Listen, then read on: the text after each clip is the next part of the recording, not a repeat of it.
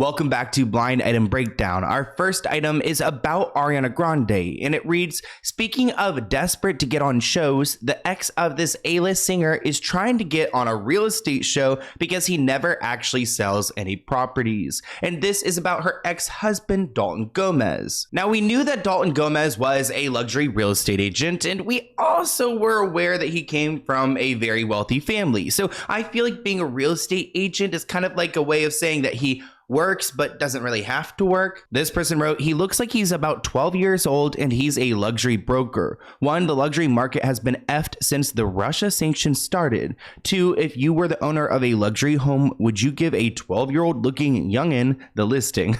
Now, there are some people who are talking about rumors of Dalton Gomez showing up on Selling Sunset, which would be pretty insane. I mean, I don't think they can talk about his connection to Ariana Grande because of their agreement, so I don't know if that could be a storyline. And it would be a desperate move, like that blind item said. This person wrote, I feel like this is never going to happen because of how much he hates fame. This person wrote, it's always the ones who say they hate fame who end up fame hungry, especially men. Now, I could see him wanting to get on a reality show because his reputation has been dictated by his marriage to Ariana Grande, so maybe he wants to rewrite everything, but it looks like he has moved on. He's got a new girlfriend, Micah Monroe. They are Instagram official because he had shared on his Instagram a photo of them snuggled up together. Now, this is probably good for Dalton because it seems like Ariana Grande is more than happy with Mr. SpongeBob, Ethan Slater. But Dalton and Micah were first linked in October 2023 when they were spotted kissing in photos obtained by TMZ. Since then, they have been seen together in public several times, including a PDA-filled sighting in Los Angeles at the airport, of all places. I guess they want to make sure they said their good goodbyes before one of them took off. Now, Micah's not new to Hollywood. She was linked to a Stranger Things star, singer Joe Keery, who I actually am not familiar with. I did not keep up with the show. I watched one season of it in college, and then I just didn't watch it again. Comment below if you watched all the Stranger Things, because my friend told me the other day they're coming out with more, which I thought it was over. It looks like Dalton Gomez and Micah Monroe are officially dating. There was lots of speculation about the couple due to a Demois post where someone saw Dalton and Micah making out a few weeks ago. And just to recap how crazy this love circle is, Chase and Joe are currently dating. Before, Chase was dating Pete Davidson. Pete Davidson was married to Ariana Grande. Ariana was married to Dalton. Dalton is now dating Micah, who before Dalton was dating Joe. Now, this blind item has me worried. It's about Wendy Williams. Why is the illiterate former talk show host team keeping her family and close friends away while she's in rehab, while she's allegedly being sent gifts and scripts to her while in this facility? Something doesn't add up. Someone wants all the control. Now, we saw the Wendy Williams spiral go down on Lifetime, and I don't think there's anyone out there who would say that she's okay. This person commented, but she does have dementia. Even if she gets the help with her alcohol issues, she's still not going to be able to work. Another person writes, it seems like she's been in rehab forever. Another person wrote, looks like Kevin Jr. is a layabout as well. $100,000 on Uber Eats, $80,000 in rent, $120,000 birthday party, all paid by mommy. And this person writes, I forgot with this saga. Are her family good to her, or do they just want her money? This person replied, I think they just want the money. But let's get into this headline. Sinister vibes. Wendy Williams' best friend thinks outspoken star has been forced into silence after vanishing from public a year ago. Wendy Williams' best friend Regina believes the outspoken star has been forced into silence, which is totally against what Wendy Williams stands for. She's the furthest thing from silence. So I would believe the best friend, maybe because Regina won't have any alternative motive because she's not getting paid out. She said, I want people to know that Wendy's a real person and this is not some type of karma is a B word thing. So a lot of people like to say that Wendy Williams is receiving karma for what she had put out into the world, but I'm someone who also disagrees with that narrative. She said, talking is Wendy's life. That's what's right. Her whole claim to fame is talking, and I don't think she would want to be this quiet unless she was forced to be quiet. Meanwhile, another insider close to Wendy mentioned that the star was publicly vocal about how she found the guardianship she's in to be problematic before disappearing from the public in May of last year. Quote, "There's no way in hell that she would have not responded to that Lifetime documentary with all her family members appearing in it." And I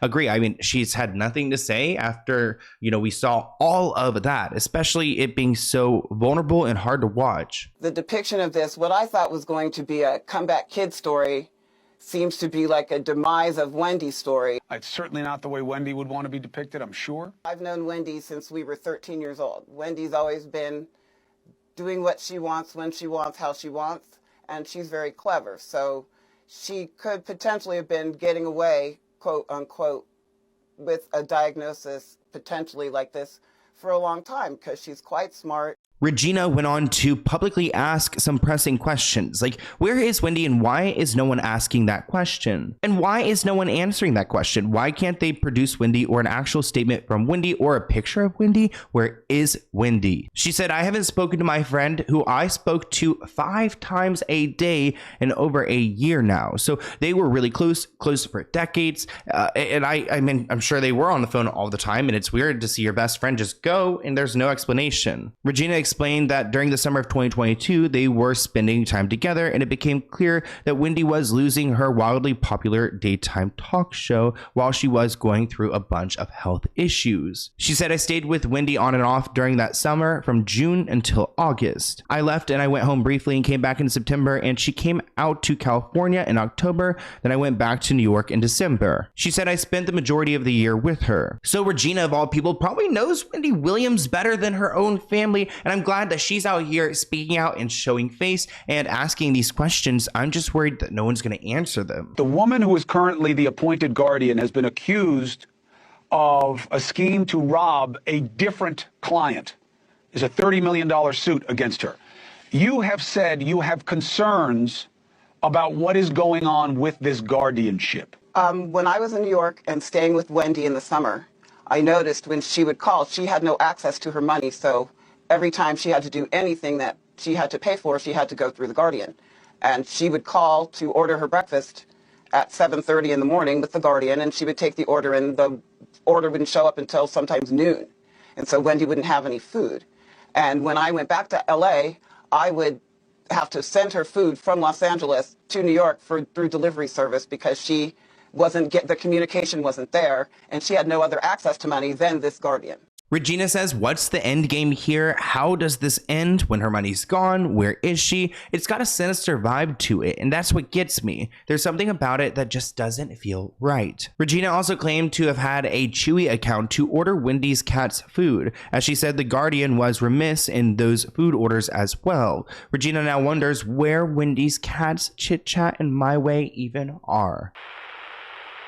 Now, I wasn't sure I wanted to talk about this blind item because Lana Del Rey is my favorite singer, and I'm here to actually defend her. I'm going to defend her here. So the 3 named Muse is super nice all the time. That's true. The only exception is when she starts doing drugs or boozing and she becomes a completely different person. Again, this is something I don't agree with because I'm already aware of this footage. In the comments, people are writing, so she's a mean drunk. Another person writes, leave Lana alone, which is what I totally agree with. We talk about stalkers on this channel, and they are a big problem. And Lana flipped out on a stalker recently, as she should have. Especially because I've heard the paparazzis are better overseas in Europe. They're a little bit more respectful, but you could see that this guy or this group of people would not leave her alone. You could see her telling them don't, and she attempts to snatch the phone out of their hand.